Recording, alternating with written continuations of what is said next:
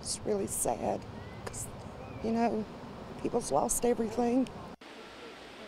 Welcome back to Fox Weather Across America. We want to get you updated on this breaking news that we're following out of Virginia right now. A search and rescue effort underway following significant flooding there in Buchanan County. This is the western part of the state, about 100 miles west of Roanoke, Virginia. Buchanan County borders both Kentucky and West Virginia. It's there in the Appalachian Mountains, and this flooding a result of yesterday's fast-moving storm system that lashed the East Coast. Dozens of people there currently unaccounted for, according to the local authorities. We did an overflight of the area and we're able to determine that one of the biggest challenges for us for the search and rescue effort is access to the area. A lot of roadways are blocked by landslides, bridges.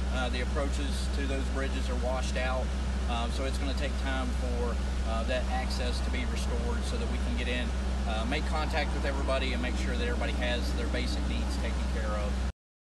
You can see the terrain behind the emergency management officials. This is an area prone to flash flooding there in the Appalachians. Flooding has been reported in more than 100 homes, and there are numerous power outages in the area. Boil water notices are also in effect for several nearby areas.